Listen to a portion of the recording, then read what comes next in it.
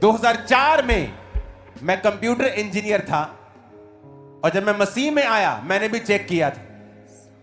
मुझे लगा शायद ये धर्म बदलते हैं, लेकिन मेरे सामने बैठ जाओ, मैं चर्च में था और एक हिंदू व्यक्ति आया और मेरे पास्टर ने उस पर ले हैंड किया और अगले दिन वो थोड़ा थोड़ा चल रहा था, उसे उठाकर लेके आए थे। मैं शॉक्ड हो गया। मैंने कहा अगर ये झूठ होता तो मेरी आंखें धोखा नहीं खा सकती। मैं कंप्यूटर इंजीनियर पढ़ा लिखा हूं, क्योंकि मुझे भी यकीन नहीं था। अगर आप 2003 में इस अंकुर नरुला को बोलते कि चंग्याइयां होती हैं, मैं बोलता ये पाखंड है। इसलिए आज मैं विरोधियों पर गुस्सा नहीं करता हूं, क्योंकि कभी मैं भी उनकी जगह के ऊपर था, कभी मैं भी उनकी जगह के ऊपर था।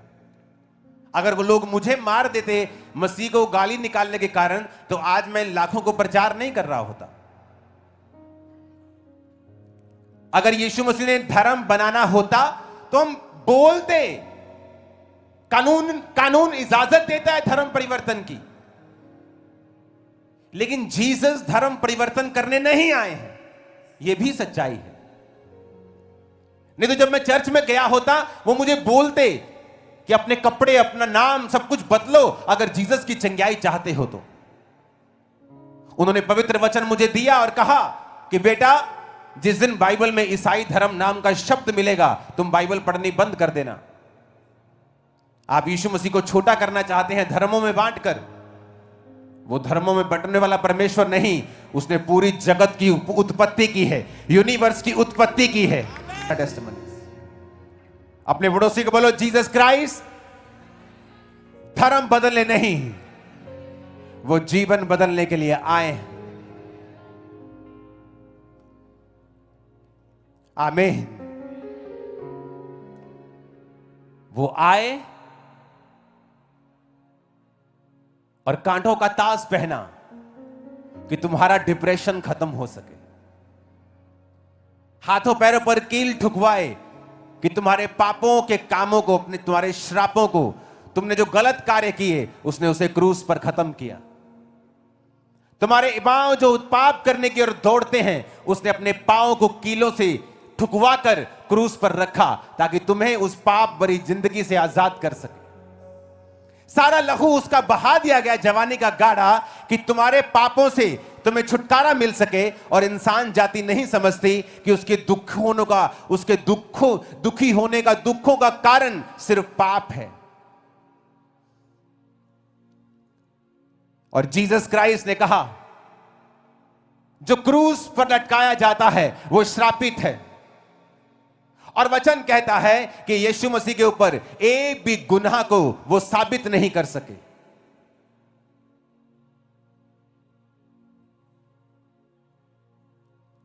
राजा कहता, यीशु कोई गुनाह तुझ पे साबित नहीं होता, जस्ट अपने मुंह से कह दे कि जो चीजें ये बोल रहे हैं ये झूठ है, बस इतना कह दे, बस कुछ नहीं कहना और तुझे कोई सबूत नहीं देना। एवरीथिंग इज क्लियर, सब कुछ क्लियर है कि ये लोग सब झूठ बोल रहे हैं, बस अपने मुंह से बोल दो आप। जीसस ने कहा, इन्होंने मुझे नहीं पकड़ा, मैंने इनके बीच में रहा 3.5 साल, इनके लंगड़ों को चलाया, इनके अंधों को आंखें दी, इनके मुर्दों को जिलाया, ये मुझे पकड़ नहीं सके, लेकिन आज मैंने अपनी मर्जी से अपने आप को इनके हाथों में दिया है। सब लोग बैठकर वचन को सुनो। और मैंने अपनी मर्जी से अपनी जिंदगी इनको दी है, और मैं अपनी मर्जी से तीसरे दिन जी उठूंगा और अपनी जिंदगी को वापस ले लूंगा। वो कोई बेचारा परमेश्वर नहीं है जो क्रूस पर लटका हुआ है। आज वो सर्वशक्तिमान परमेश्वर की दाहिनी हाथ बैठा हुआ है और आपको और मुझको देख रहा है। वो राजाओं का राजा है आज। वो कोई बेचारा परमेश्वर नहीं है जो क्रूस पर लटका हुआ है, जो अपने आप को बचा नहीं सका। उसने कहा, मैं तुम्हारे लिए जान दूंगा और तीसरे दिन मुर्दों में से जी उठूंगा। फिर जी उठ के प्रचार किया, फिर जी उठ के 40 दिन चेलों के साथ रहा, खाता रहा, पीता रहा, हर वो चीज की जो एक जीवित आदमी करता है। और 41वें दिन वो स्वर्ग पे फिर चढ़ा दिया गया और फिर कहा, मैं तुम्हें लेने के लिए दोबारा वापिस आऊंगा। आज जब डॉक्टर्स गवाहियां दे रहे हैं, वकील, पुलिस वाले, क्या आप इन्हें बुद्धू समझते हैं? क्या आप इनको धमकी दे सकते हैं? क्या इनके साथ आप जबरदस्ती कर सकते हैं क्या?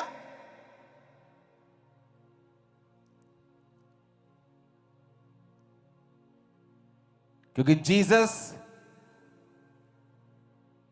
जब मिरेकल्स करते हैं, वो दिखता है, वो समझ आता है, उसकी बातें समझ से परे नहीं हैं।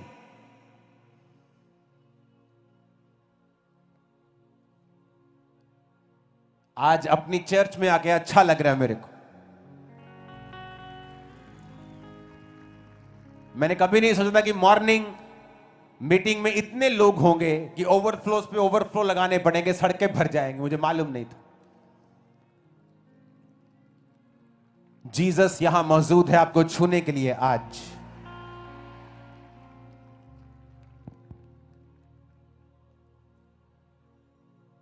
आपको यीशु मसीह में अपने जीवन को चलाना है और आपको वचन की ओर देखना है। वॉलंटियर्स, कैमरामैन, प्लीज मूव करना बंद कर दो। अपने हाथों को उठा के कहो, जो कुछ आज मैं सुनने वाला हूं, मैं उसका प्रचार करूंगा। आमीन। अपने हाथों को उठाओ। मैं वांगे का बाधे उड़े दाहे जावांगा, तेरी महिमा कर करके नवा बल में पावा। पूरी कलीसिया गाए हाथों को उठा के, मैं वांगे का बांधे उड़े दाहे जावांगा, तेरी महिमा कर करके नवा बल में पावांगा। आराधना आराधना आराधना, तेरी आराधना हो।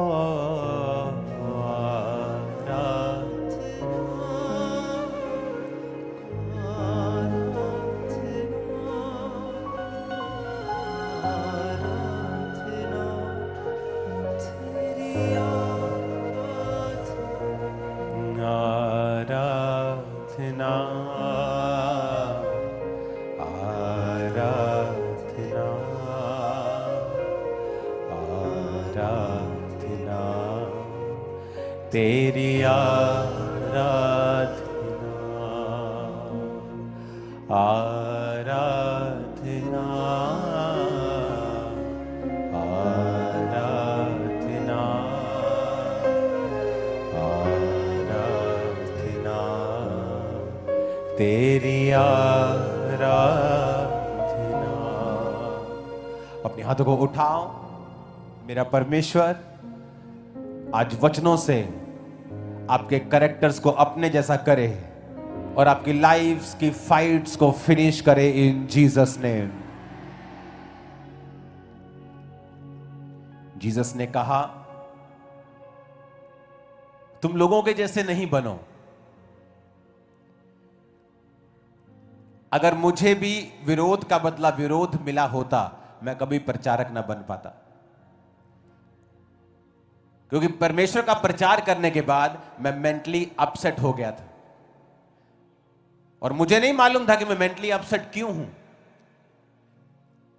मैं न्यूरोलॉजिस्ट के पास जाता रहा, डॉक्टर्स के पास जाता रहा, डिप्रेशन एंजाइटी मेडिसिन खाता रहा। डिप्रेशन इतना बढ़ गया कि वो सुसाइडल रूप धारण कर गया। मुझे नशों का सहारा लेना पड़ा, भांग की टिक्कियां खानी पड़ी, शराब पीनी पड़ी, सिगरेट पीनी पड़ी, हर टाइम नशे में रहना पड़ा ताकि मैं आजाद रह सकूं इस रोग से। पर वो जब बढ़ता गया और बढ़ता गया और एक हिंदू व्यक्ति ने यीशु मसीह के बारे में बताया और कहा कि आपने जो सुना है वो मीडिया से सुना है, लोगों से सुना है, क्या आपने खुद कभी देखा है यीशु मसीह के पास जाकर? और उस समय जब मैं टूट चुका था और मुझे कोई मतलब नहीं रह गया था किसी चीज से, और रात को नशा करके 16 अगस्त 2004 रात को 8 बजे अपने बाइक के ऊपर गाड़ी जाना, वहां गली में गाड़ी नहीं जाते, बाइक पे गया मैं चर्च को देखने के लिए, और तभी भी चर्च नहीं गया, नशे करता रहा, जुआ खेलता रहा। लेकिन 2 महीने के अंदर अंदर जब मैं वचन सुनता था, लोगों को चंगे होते देखता था, तो मेरी आंखों से आंसू निकलते थे कि क्या ऐसा कोई परमेश्वर है जो आज भी काम करता है, जो सिर्फ बातें नहीं करता, रियल में लोगों को चंगा भी करता है। मेरे सामने मेरे ही सोसाइटी के लोग आते थे और चंगे होते थे। आप किसी को एक दिन बेवकूफ बना सकते हैं, 2 दिन बना सकते हैं, 10 महीने तक बना सकते हैं, लेकिन क्या आप सालों साल, सारी उम्र किसी को बेवकूफ बना सकते हैं? नहीं। जब मैं लगातार परमेश्वर को देखता गया, मैं एक अमीर घराने से था, मेरे पास कंप्यूटर था, उस समय इंटरनेट था, बड़ा घर था। मैंने जब खुद चेक किया लोगों को कि लोग वाकई में परमेश्वर के काम हो रहे हैं, और मसीह में आने के 2 महीने में ही मैंने बैप्टाइज लिया, अपना जीवन परमेश्वर को दिया और खुदाबंद की सेवा करने लगा। और तब भी मैं बिजनेस करता था, शाम को लोगों को फ्री मैं सुसमाचार देने के लिए, शाम को काउंसलिंग करने के लिए लोगों को जाता था। जब लोग फायदा होने लगा, लोगों को काउंसलिंग से लोगों को समझ आने लगी कि परमेश्वर के बारे में, तो मैं हर शाम को जब निकलता था, हर शाम में जाता था। तो इस तरह से खामरा चर्च की स्थापना हुई थी। और 2008 जुलाई में 3 लोगों के साथ वो चर्च स्टार्ट हुआ था, क्योंकि मेरा पैशन था कि जो मैंने यीशु मसीह से पाया है, कि जो सच्चाई मुझे पता है क्राइस्ट की, वो लोगों को पता होनी चाहिए। कि मैं भी मसीह का एक विरोधी था। अगर तुम विरोधी हो तो मैं तुमसे नफरत नहीं करता हूं, मैं तुमसे प्यार करता हूं, क्योंकि जीसस भी तुमसे प्यार करते हैं। वो तुम्हारे लिए ही आए हैं, तुम्हारे लिए भी उसने जान दी है। आज हम क्राइस्ट के सिस्टम को भूलते जा रहे हैं। बाइबल कहती है कुरिन्थिया के लोग, विश्वासी, एक दूसरे पर कोर्ट केस कर रहे थे। तो पौलुस को जब मालूम हुआ कि विश्वासी आपस में ही एक दूसरे के ऊपर कोर्ट केस कर रहे हैं, तो उसने उनको पत्री लिखी। आप जानते हैं पौलुस की पत्रियां क्यों लिखी गई? क्योंकि पौलुस जब कलीसिया स्थापित करता था, तो कलीसिया की यह आदत होती है लाइन से अलग चलना। तो पौलुस को जब समाचार मिलते थे कि इस कलीसिया में ये हो रहा है, इस कलीसिया में ये कमी है, इस कलीसिया के लोगों में ये कमी है, तो वो दूर से पत्रियां लिखा करता था। और उन्हीं पत्रियों को आज हम पढ़ते हैं और आशीषित होते हैं। तो वचन कहता है कि वो पत्रियां लिख रहा था क्योंकि उसको मालूम हुआ कि कुरिन्थिया की कलीसिया के लोग आपस में एक दूसरे के ऊपर कोर्ट केस कर रहे हैं। तो पहला कुरिन्थिया 6 उसकी 1 से 8 आयत में लिखा, पौलुस कहता है कि तुम में से किसी को ये हियाव, ये हौसला है कि जब दूसरे के साथ झगड़ा हो तो फैसले के लिए अधर्मियों के पास जाए और पवित्र लोगों के पास ना जाए। क्या तुम नहीं जानते पवित्र लोग जगत का न्याय करेंगे, और यदि तुम जगत का न्याय करोगे तो क्या तुम छोटे से छोटे झगड़े का भी निर्णय करने के योग्य नहीं हो? क्या तुम नहीं जानते हम स्वर्गदूतों का न्याय करेंगे? क्या तो संसारिक बातों का निर्णय ना करें? यदि तुम्हें संसारिक बातों का निर्णय करना हो तो क्या उन्हीं के पास बैठोगे जो कलीसिया में कुछ नहीं समझे जाते हैं? मैं तुम्हें शर्मिंदा करने के लिए यह कहता हूं, क्या सचमुच तुम में से एक भी बुद्धिमान नहीं मिलता जो अपने भाइयों का निर्णय कर सके? तुम में भाई भाई में मुकदमा होता है और वह भी अविश्वासियों के सामने, परंतु सचमुच तुम में बड़ा दोष तो यह है कि आपस में मुकदमा करते हो। अन्याय क्यों नहीं सहते, अपनी हानि क्यों नहीं सहते? परंतु तुम तो स्वयं अन्याय करते और हानि पहुंचाते हो, और वह भी भाइयों को। आज मेरे स्पिरिचुअल फादर की मदर उनको ये बातें बोलती होती थी कि जब बेटा तुम्हें लगे कि तुम्हारी सेवकाई में रिजल्ट नहीं आ रहा है, जो तुम्हारा डिजायर्ड रिजल्ट है, जो तुम खुदावंद में चाहते हो, जो चंगाइयां, मिरेकल्स, हीलिंग्स, डिलीवरेंस लोग तुम चाहते हो जब तुम्हारी लाइफ में ना हो रहा हो तो बेटा अपनी लव लाइफ को याद करना। Please watch out your love life. तुम्हारी लव लाइफ कैसी है? तुम दूसरों से कितना प्यार करते हो?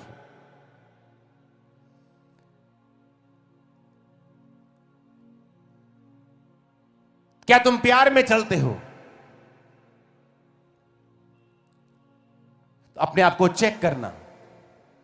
पौलुस कहता, मैं तुम्हें शर्मिंदा करने के लिए कहता हूं कि अविश्वासियों के सामने तुमने एक रॉन्ग एग्जाम्पल पैदा की। कहता अन्याय सह लो, हानि सह लो, पर अविश्वासियों को बात करने का मौका मत दो। कहता तुम में एक भी बुद्धिमान नहीं मिलता क्या? क्या तुम नहीं जानते तुम स्वर्गदूतों का न्याय करोगे?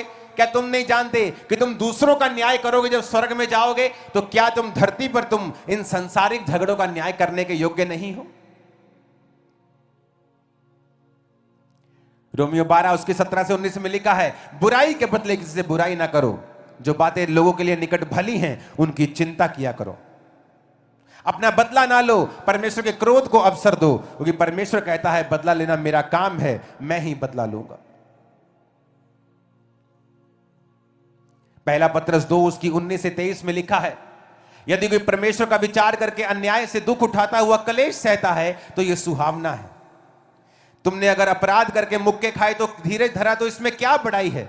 यदि भला काम करके दुख उठाते और धीरज धरते हो तो यह परमेश्वर को भाता है, और इसी के लिए तुम बुलाए गए हो। मसीह भी तुम्हारे लिए दुख उठाकर तुम्हारे लिए एक आदर्श दे गया कि तुम भी उसके पद चिन्हों पर चल सको। ना उसने पाप किया, ना उसके मुंह से छल की कोई बात निकली। वो गाली सुन के गाली नहीं देता, दुख उठाकर किसी को धमकी नहीं देता था, वरन अपने आप को सच्चे न्याय के हाथों में सौंप देता था।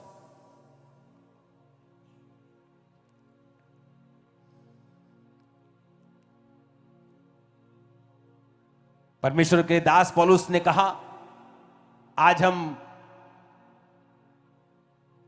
प्रेरितों के जैसे काम करना चाहते हैं, लेकिन उनके जैसा स्वभाव रखना नहीं चाहते हैं। उनके जैसा नेचर माफ करने का, अन्याय सहने का, दुख सहने का, यह हमारे अंदर नहीं है। तो जीसस ने कहा अगर लव नहीं है तो कुछ भी नहीं। तुम्हारी भविष्यवाणियां भी अधूरी है, तुम्हारी हीलिंग भी अधूरी है, तुम्हारा ज्ञान भी अधूरा है। तुम जितनी मर्जी ज्ञान पे ली जाओ लोगों को, कोई फायदा नहीं अगर तुम्हारी लव लाइफ में प्रॉब्लम है। एक पास्टर मेरी बहुत खिलाफत करता था और उसे मालूम नहीं था कि मुझे यह बात मालूम है। तब इंटरनेट इतना नहीं होता था। जब उसे पता चला एक दिन कि मैं पास्टर्स की हेल्प करता हूं, तो एक दिन उसका मैसेज आया टीम के द्वारा कि मैं आपसे मिलना चाहता हूं। मैं उससे मिला और उसने अंदर आके मुझे बताया कि मैं कर्जे में हूं और मेरे ऊपर इतना कर्जा है, अगर मैं अब नहीं चुकाऊंगा तो मेरी फलानी फलानी चीज को जो कि सेवकाई के लिए इंपॉर्टेंट है वो उठाकर लेके जाएंगे, क्योंकि वो कागजों में अटैच है चीजें। उसे लगता था कि मुझे पता नहीं है कि तू मेरी खिलाफत करता है, और परमेश्वर ने मुझसे कहा कि अगर तू प्यार करता है इसके कर्जे को उतार। मैंने कहा परमेश्वर ये मेरी खिलाफत करता है। परमेश्वर ने कहा तुझे प्यार करना है। मैंने कहा भाई आप फलानी फलानी तारीख को आ जाए, मैं आपका कर्जा उतार दूंगा। इमेजिन, सुनो मेरी बात, आप जानते उस व्यक्ति कि वो व्यक्ति तब भी थैंकफुल नहीं था।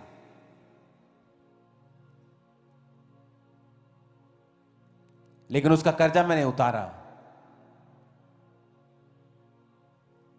मेरे पास कुछ सैकड़ों लोग तब आते थे, आज वो लाखों में है। सुनो मेरी बात, वो व्यक्ति का कर्जा उतर गया पर उसका लेवल कभी बड़ा नहीं हुआ। वो आज भी उसी लेवल पे है। मेरा लेवल जिस लेवल पे मैं उस समय था उससे 10 गुना बढ़ चुका है, 20 गुना बढ़ चुका है, लेकिन उसका नहीं बढ़ा। क्यों? अगर हम अपने स्वभाव को चेंज नहीं करेंगे, हमारी जिंदगी में कभी बड़ा बदलाव नहीं होगा। उसके बाद उसका कभी थैंक्स गिविंग के लिए मैसेज नहीं आया आज तक। लेकिन मेरे काम को परमेश्वर ने देखा।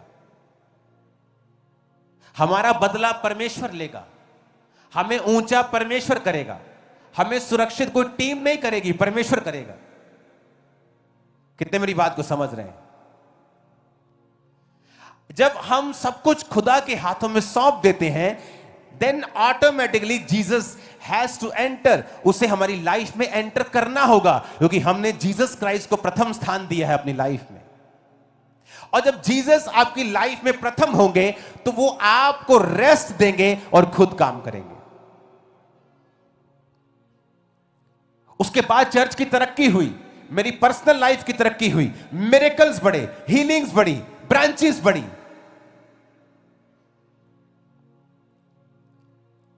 आज हम चर्च की जगह पे हैं। जो आप लोग क्रूसेड समझ रहे हैं, ये चर्च की ब्रांच आप समझ लो, इसको इमेजिन करो। और अभी ओवरफ्लोज आप नहीं दिखा रहे हो। कैसे पॉसिबल है? आपको जीसस के स्वभाव में बढ़ना है। मसा तभी आएगा आप उसके स्वभाव में बढ़ेंगे तो। जीसस ने कहा, जब तुम चलोगे तो तुम्हारी चलने से अन्य जातियों में मेरे नाम की महिमा होनी चाहिए। ऐसा कोई काम तुम मत करना जिससे मेरे नाम को कोई बेइज्जती मिले। आप जीसस को पर्सनली नहीं लेते हो। आप क्रिश्चियन हो, आप मोहल्ले की नुक्कड़ पे खड़े हो और आप नशा सेल कर रहे हो या आप किसी लड़की को छेड़ रहे हो, you are a bad Christian. और आप जीसस क्राइस्ट को महिमा नहीं दे रहे हो। जब आप उसे महिमा नहीं देंगे तो कर्स आप पर, आपके परिवार पर होगा। आप कहीं घर में काम करती हैं, जॉब करती हैं, वहां आप चोरी कर रही हैं, आप जीसस के नाम को महिमा नहीं दे रहे हैं। आप उसको पर्सनली रिप्रेजेंटेटिव उसके नहीं हैं। मैं जीसस का पर्सनल रिप्रेजेंटेटिव था और अब भी हूं। जब मैं अपना टाइल्स का बिजनेस करता था तो जितनी भी एनआरआई बेल्ट है, वेगोवाल, नडाला, प्लाथ, जितनी भी एनआरआई बेल्ट है, यहां हमारा सारा टाइल्स का सामान जाया करता था लाखों रुपए में। ऐसी दुकानें थी जिनसे आज भी हमने लाखों रुपया लेना है। वो हर हफ्ते, जैसे होलसेलर उगराई करने जाते हैं कि अगर 10 लाख का सामान दिया तो हर हफ्ते वो 50,000 60,000 आपको देते हैं। ऐसे तो थर्सडे में वहां पर जाया करता था और वहां पे ऐसी पार्टीज थी जिन्होंने पैसे वापस नहीं किए। और जब मैं मसीह में आया और जब चर्च बड़ी हो गई तो मेरे लिंक्स बहुत सारे लोगों के साथ पहले भी थे और बाद में और बढ़ गए। मेरा एक कॉल या एक चीज मेरे पैसों को वापस लेके आ सकती थी। परमेश्वर ने मना कर दिया कि फाइट नहीं करना, पैसों के लिए छोड़ दे। और पैसे लाखों रुपए मैंने आज भी छोड़े हुए और खत्म कर दिया, खाता कैंसिल कर दिया हुआ। रीजन कि मुझे लड़ाई नहीं करनी, क्योंकि अब मैं जीसस को रिप्रेजेंट करता हूं। जब मैं जीसस का रिप्रेजेंटेटिव हूं तो मेरी लाइफ भी ऐसी होनी चाहिए। आप आज पैसा बोते हैं, चर्च को जाता है, मेरे पास नहीं आता है। आपके पैसे को मैं देखता तक नहीं हूं। मेरी बुक्स मुझे देती हैं, उन्हीं से मैं सब कुछ करता हूं। आज आपको ऐसा कैरेक्टर बिल्ड करना है कि लोग जब आपको देखें तो बात ना कर सकें आपके खिलाफ, दाव ना मिल सके उनको। जब जीसस आपको देखते हैं कि इस आदमी ने मुझे पर्सनल ले लिया है, कि आप ये काम नहीं करेंगे क्योंकि आप क्राइस्ट के कहलाते हैं, मसीह आपके नाम के पीछे लगता है, या आप क्रिश्चियन बन चुके हैं। कोई आपको देखेगा, क्या बोलेगा?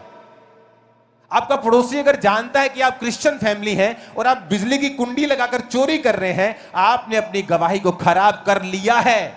आपकी प्रार्थनाएं कबूल नहीं होंगी, मैं आपको बता रहा हूं। क्योंकि आप नहीं समझ रहे हैं कि इस धरती के ऊपर जब आप मसीही हैं तो आप जीसस को दिखाने वाले हैं। आप उसके रिप्रेजेंटेटिव हैं, आप उसके एम्बेसडर हैं। आप दिखाने वाले हैं कि जीसस कैसा है, मुझे देखो। लेकिन आज पास्टर्स देखें अपनी लाइफ को, क्या आप अपनी लाइफ को बोल सकते हो कि मैं जीसस के जैसा हूं? जेलसी आप में, प्रोग्रामिंग हर तरफ खिलाफत आप में, आप कैसे बोल सकते हैं? आपका मकसद यीशु मसीह को महिमा देना होना चाहिए।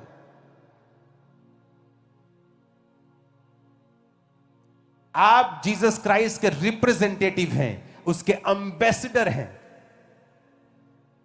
अमेरिका की एम्बेसी में चले जाओ, दिल्ली, एम्बेसी के अंदर कोई भी व्यक्ति, चाहे वो इंडिया देश का क्यों नहीं हो, उनकी मर्जी के बिना पांव नहीं रख सकता, क्योंकि वो एम्बेसी अमेरिका कहलाता है।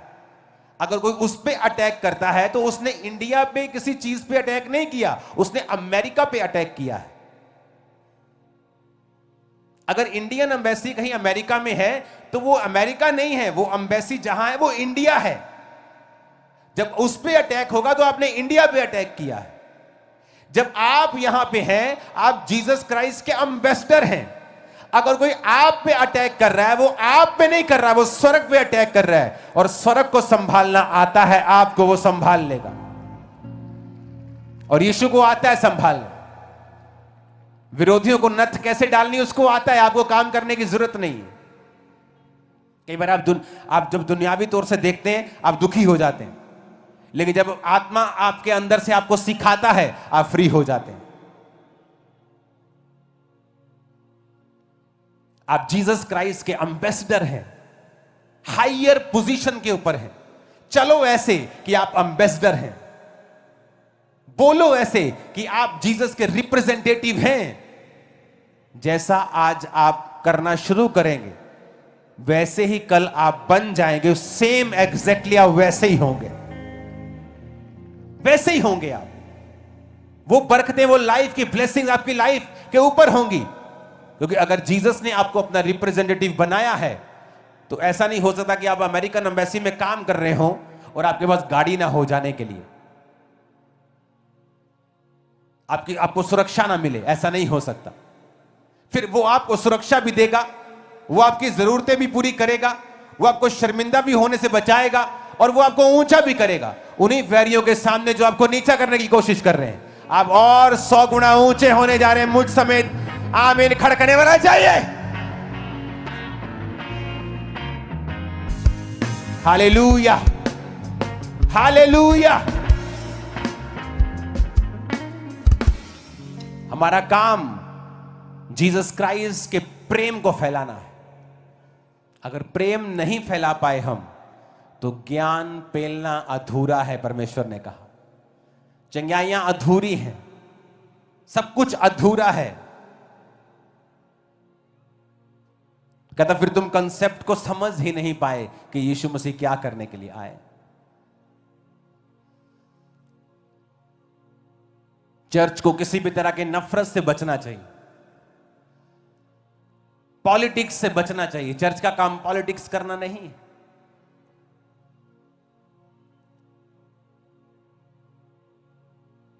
आज लोग सोचते हैं कि चर्च, कोई ग्लोबल एक्शन कमेटी खड़ी कर दी, चर्च को पॉलिटिक्स करनी है। नो, 2022 में जब पंजाब की परसिक्यूशन हुई थी क्रिश्चियंस की, वो कमेटी तब सिर्फ पास्टर्स के लिए बनाई गई थी। उसका मकसद है पास्टर्स को प्रोटेक्ट करना, उनको मुहैया करवानी चीजें। जब उसका राजनीतिकरण हो जाएगा मैं वो कमेटी बंद कर दूंगा, उसी दिन डिसॉल्व कर दूंगा पूरी कमेटी। क्योंकि चर्च का काम राजनीति करना नहीं, सीटें लेना नहीं। अगर सीटें लेनी होती तो मैं कब की ले चुका होता। यीशु मसीह छोटा नहीं है, मैं उसे छोटा नहीं करना चाहता हूं। वो बड़ा है, वो बड़ा ही रहेगा। अगर चर्च को पॉलिटिक्स करने थे तो कब की कर लेती। चर्च को पॉलिटिक्स में इंटरेस्ट नहीं है। आपको कोई संवैधानिक पोस्ट मिलती है, आप लो, बैठो, आपको करना है करो, लेकिन मैं नहीं हूं इसमें। जो प्राइम पर्पस था इस कमेटी का वो था कि आपको पास्टर्स को प्रोटेक्ट करना। अगर ये अपने प्राइम पर्पस से भटकेगी तो इसको डिसॉल्व कर दिया जाएगा, क्योंकि हमें वचन को पहला स्थान देना है। ये क्या आप कुछ भी जो कर रहे हैं उससे क्राइस्ट की कलीसिया में दो फाड़ हो रहा है, या लोग प्रेम कर रहे हैं एक दूसरे से। ऐसी कोई चीज जो दो फाड़ हो रही है, जो कलीसियाओं को अलग कर रही है, वो कलीसिया के लिए सही नहीं है, सेवकाइयों के लिए सही नहीं। हमें सबसे प्यार करना पड़ेगा, सबको लव करना पड़ेगा, सबको संग लेना पड़ेगा, क्राइस्ट के जैसा बनना पड़ेगा। एक दूसरे की सहनी भी पड़ेगी, एक दूसरे से प्यार भी करना पड़ेगा। एक दूसरे के लिए प्रार्थना भी करनी पड़ेगी। यीशु मसीह की पर्सनल जिम्मेवारी लेकर अब ऐसा चलना भी पड़ेगा, क्योंकि आप क्राइस्ट के रिप्रेजेंटेटिव हैं। कितने मेरी बातों को समझ रहे हैं? आप कैसे हो सकता है कि आप एक व्यक्ति के सामने ही गिर जाएं, उसको पता हो कि आप गिरे हुए हैं, आप कैसे सुबह उठ के अपना मुंह दिखा सकते हैं किसी को? मुझे तो अंदर से फील होती है ये चीज। अगर आपकी वाइफ को भी मालूम है कि आप स्पिरिचुअल नहीं हैं, आप अंदर से जेलसी करने वाले एक पास्टर हैं, तो आपको, मुझे नहीं मालूम आपको शर्मिंदगी फील होती है कि नहीं।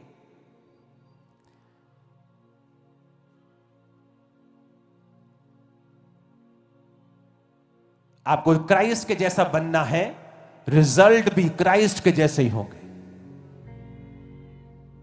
ऐसे रिजल्ट होंगे मार्वलस, आप हैरान हो जाएंगे कि मैं इसके काबिल नहीं हूं। मेरी लाइफ में, मेरे फाइनेंस में ऐसा रिजल्ट कैसे आ सकता है? ऐसी बरकत मेरे परिवार में कैसे आ सकती है? ऐसी चंगाई मेरे शरीर में कैसे आ सकती है? डॉक्टर ने तो बोला हुआ है कि नहीं हो सकता, मैंने आईवीएफ भी करवाए, फेल हो गए, लेकिन कैसे प्रेगनेंसी पॉसिबल हो सकती है? क्योंकि यीशु मसीह इसीलिए आए। अगर आप वचन पे नहीं चलेंगे, आप पवित्र आत्मा से कभी भरपूर नहीं हो सकते। आप पवित्र आत्मा से भरपूर नहीं है, कभी भी अनॉइंटिंग आपकी लाइफ पे नहीं होगी। अगर अनॉइंटिंग आपकी लाइफ पे नहीं है तो आपकी लाइफ इजी नहीं होगी। मसा नहीं है तो जिंदगी आसान नहीं होगी, हर चीज भारी लगेगी आपको, क्योंकि मसा ही है जो आपके सिर के जुए को नाश करता है। और हर व्यक्ति जो जेलसी की स्पिरिट में है, वो मसे को नहीं कंटिन्यू कर सकता। वो एक लिमिटेड लाइफ जीता है, क्योंकि मसा आपकी लाइफ को अनलिमिटेड करता है, आपको बियॉन्ड लिमिट आपको बढ़ाता है। ऊंची आवाज से बोलो हालेलुया।